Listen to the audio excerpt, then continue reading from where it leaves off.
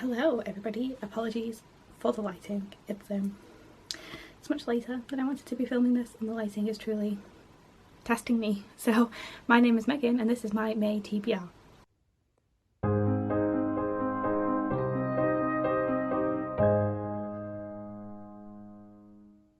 So lots of things happening in May. We have the Royal Readathon, which I'm excited about. We have Becca's Bookoplathon, which I'm sad about because I also go on holiday for 2 weeks in May. So yeah, reading plans are a bit all over the place. So, and we have the final book support group as well. So Royal Readathon, hosted by Becca, the Becca Fowl and Live in Bookland? Live in Magical Bookland? I'll link them down below. Final book support group hosted by Steph from Steph Loves, and Bookoplathon hosted by Becca from Becca and the Books. Everyone will be linked down below as well as their respective announcement videos. So yeah, my plans are ambitious to say the least. Bookoplathon can't really plan for because the rolls are dropped sort of every 4 hours, every 12 hours. 4 hours would be intense. Sprints change every 4 hours, so yeah, that's sort of not something that I'm going to plan for. I'm going to do my best to low-key participate, but there's going to be no vlog, there's going to be nothing. I'm going to be on holiday. That's it, that's all that's happening. I'm not filming, I'm not editing, I'm just going to go enjoy myself and maybe read, but I'm not taking any books with me, so apart from my Kindle. So yeah, that's the plan. So why don't I tell you what I will be doing for the Royal Readathon? So what I'm going to try and do, which is foolish, truly foolish, is I'm going to, for every Royal Readathon prompt, I'm going to try and use a final book support group book so I can, kill two birds with one stone. That does mean I'll be trying to complete a month-long readathon in 2 weeks. It happens. So the first prompt is Mulan and Chang, a book with LGBTQ+ rep. And for that I will be completing The Hollow Heart by Marie Rakowski, which is the second book in a duology, following Nirim. And Sid? Is it Sid? Yes, okay. And this is a companion duology to the Winner's Curse trilogy, which I absolutely was obsessed with about 5 years ago. I love it so much. And it follows the daughter of one of some people in that trilogy and a new character, Nirim, and it's a separate island. Everything's pretty much separate so far. I'm hoping there's a bit more crossover in this book, and yeah, I really enjoyed book one. I can't remember the plot in a way that I can surmise it for you, but I love Marie Rakowski's writing and it was a really good time. Next, oh, this lighting, I'm truly not having a good time. Okay, I'm just going to be very washed out. It's fine, I'm just going to look like I died. It happens. We have Ariel and Eric, a book with sailors on mermaids. For this, I have Ship of Magic by Robin Hobb, which already has a little bookmark in it because I was supposed to be starting this today. Haven't quite got to it yet. It's fine. This is the first book in the second trilogy of The Realm of the Elderlings, the Live Ship Traders series by Robin Hobb, which all I know about it is it's about sailors, and if 3 generations of a family die on a ship, the ship comes alive. And I've been told this is multi-perspective, third person, and I will enjoy it more than the Farseer trilogy, which I gave all of them 4 stars, so I'm excited to dive in. And that's working for final book support group because it's the first book in a new series, but it's the 4th book in the Realm of the Elderlings universe, so it counts as continuing. The next prompt is Belle and the Beast, a book with forced proximity, and for that I'm going with Box in the Woods. I will maybe insert a picture here. I have this out on audio from the library. It's the 4th book in the Truly Devious series by Maureen Johnson, and it follows, can't remember her name, follows someone. I want to say Stevie, but I really don't think that's right. It is Stevie, perfect. Okay, so it follows Stevie solving a mystery about murders that happened years ago at a summer camp in the woods, and her and her friends go to this camp to solve it. And summer camp, forced proximity, I think it counts. I don't really know much else about it. And the previous books in the series sort of all followed one mystery, and this is a new one. So that's curious. I'm intrigued by it. Looking forward to it. So the next prompt is Aurora and Philip, which is Secret and Forbidden Love. King of Crows by Liva Bray, which is the 4th book in the Diviners series and has queer relationships, which 1920s New York, illegal. Has some people of colour and white relationships. 1920s York wasn't very legal. So definitely forbidden romance, and I do enjoy the romances in here. They are very angsty and very tension heavy, and I do enjoy them. So this is a series set in 1920s New York, following people with special abilities called diviners. So some people can start fires without thinking about them, some people can walk through dreams, some people can heal, things like that. And in the first book, the diviners, they're solving some murders that maybe have a supernatural twist to them. And I've heard very bad things about this book, but I do want to finish out the series, and I'm excited to do so with this. Okay, next we have Rapunzel and Flynn, a book with an adventure. And for this I'm going for Baptism of Fire by Andrzej Sapkowski, which is the third full-length novel in the Witcher series.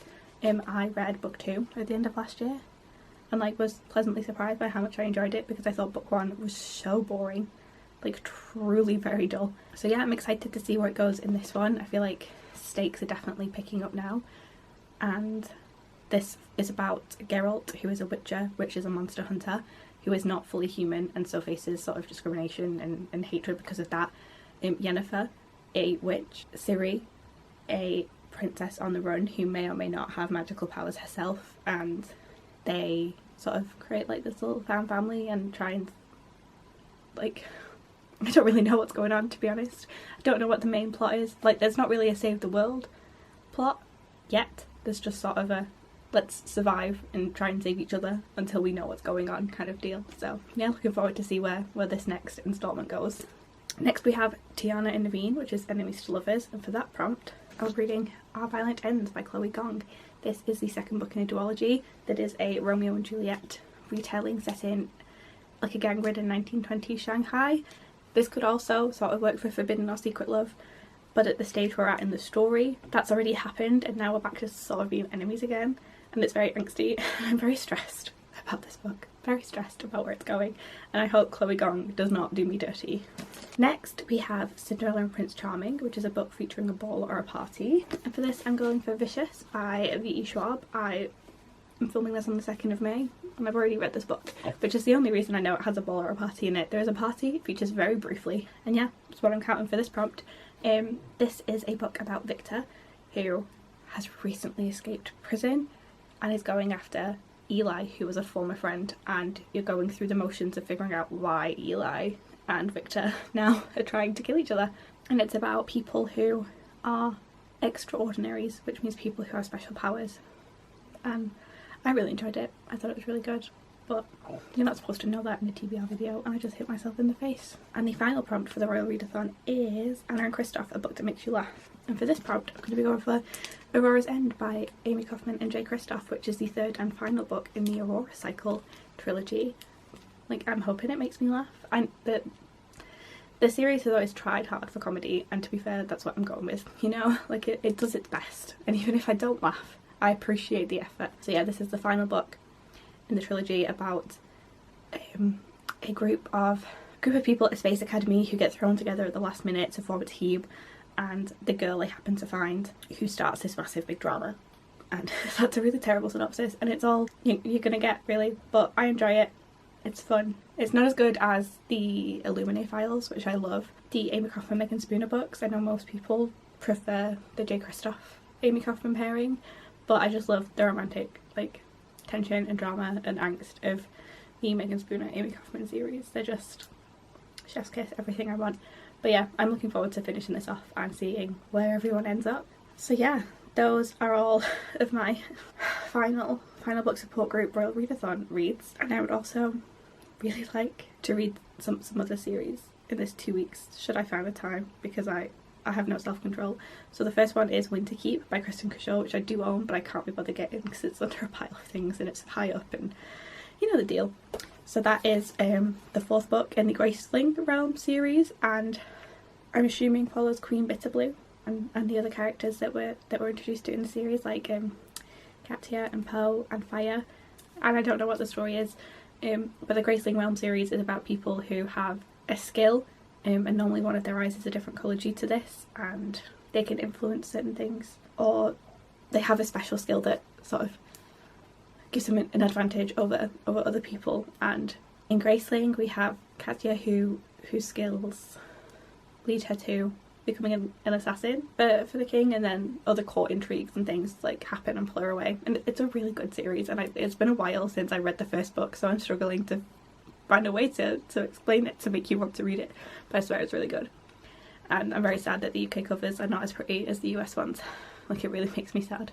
So I want to try and get something to keep, and I have it on audio, so if I manage to power through, you know, this giant TBR, that's there.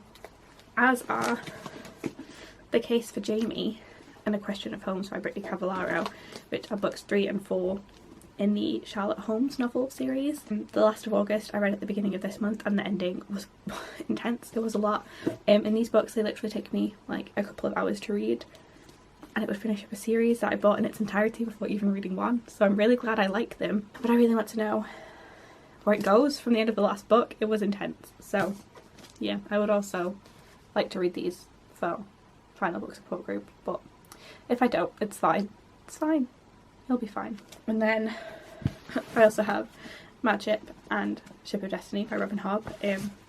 Ship of Magic is obviously on my Royal Readathon TBR. I'm trying to read an entire Hobb series in a month until I finish the Realm with the Elderlings, otherwise I'll be reading these books forever.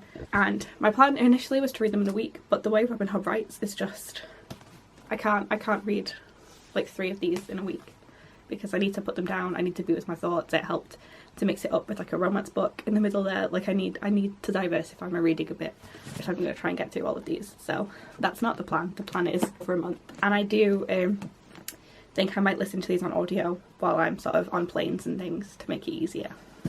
Next, more like mandatory reads, so that aren't like readathon related. We have Portrait of a Thief by Grace D. Lee and Blood Scion by Deborah Fillet. These are the most recent Fairy Loot and Illumicrate books. My plan was to read 2 books a month, which is not going to get my TBR of those down at all, because I get 2 a month. So in order to reduce them, I need to read more than 2. So my plan is to read the 2 most recent arrivals and then 2 backlist, so that I'm like constantly making a dent. These are both pretty sort of standard editions. They've just got block sprayed edges, like minor changes to the covers, but I don't really know what they're about. I don't really want to know what they're about going in, to be honest. I just like want to be surprised, just want to get my TBR down. Other mandatory reads, we have Letter to a Bigot, which is a non-fiction I'm planning on reading this month. This is an audio available on Scribd and is what it says on the tin. It is a letter to a bigot, and I've heard good things about it. My classic of the month, I'm going to read The Strange Case of Dr. Jekyll and Mr Hyde.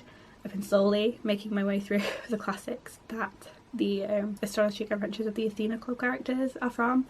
I'm having a good time. Yeah, this will sort of round off the main character, Mary, and Diana, so should be good. And it's not particularly long. I really thought it was long. I don't know why I thought it was long. I've been putting it off. It's not long. It's in fact shorter than The Island of Dr. Moreau, which I read last month, so that was foolish of me to think.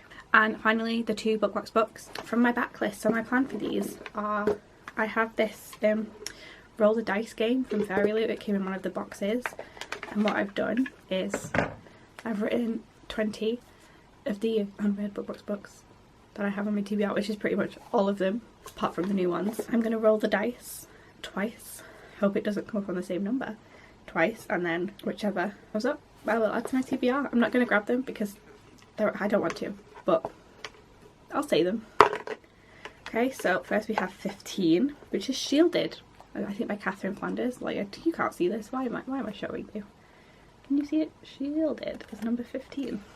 Don't know what it's about, but I think Jade from JD Reads didn't hate it. And then 11 is The Girl Who Fell Beneath the Sea by Axie O, which came in a kind of recent Fairy Loot box. So interesting. Let me make a note of those. And now just on to some like honourable mentions, I suppose. So I have several long plane journeys in my future. I'm going to Seattle for a week and I'm going to California for a week. Both of those are on the eastern coast of the US. I am in the UK. So on the plane I'm going to try and read Jonathan Strange and Mr Norrell by Susanna Clarke, which I don't know what it's about. I just know my friend really likes it, and I think it might be about magicians, and that's all I have. And I have this very pretty Modern Classics, Bloomsbury Modern Classics edition, and it's so chunky and it's intimidating, but I have access to the audiobook, and I'm going to colour in my Julie and the Phantoms colouring book and listen to this audiobook on my plane, and it's going to be a good time. I'm sure it's going to be fine. So yeah, I'm going to read this as well as all of the other massively chunky things on my TBR this month. And I'm also going to take my Kindle with me, so I'll have access to any sort of KU reads. I don't have anything in mind really. I might read some Stacey Hart. I've enjoyed her romances in the past. I know I've got one or two saved already that I might get to. I've got The Spare Bedroom is one, Heart of the Fae is one, The New Guy by Catherine Freeman is one, To Kill a Kingdom, The Spanish Love Deception, Twice Shy, Rhapsodic, The Love Square. A lot of options on my Kindle. I've got Hell Followed With Us by Andrew Joseph White, which is an ARC I've got, I think, that comes out this month. Every Word You Never Said, which I've heard really good things about. Legends and Lattes, which I know Lisa really likes and has been raving about. I think Shauna Maguire also has. Seasonal Fears comes out in May. Book Lovers comes out in May. I have lots of options, but yeah, that's everything. It's a lot. So ideally, like in an ideal world, I will be reading minimum 20 books. It's gonna be fine. It's gonna be fine. I don't know when I'm gonna find the time to read all of those things. It's gonna be fine. So yeah, that's it. That's the TBR. Next month is gonna be a little different. We have Whatever-thon, and we have Marvel-thon, and we have a little surprise, which should be fun. But yeah, that's everything from me today. I hope any of this information came across succinctly, and I will see you hopefully soon with a new video. Bye. Oh, quick aside, feel free to follow me on social media, subscribe if you want to, leave me a comment about your reading plans for the month. Do you think I'm an idiot? Same. And I'll catch you at some point, hopefully soon.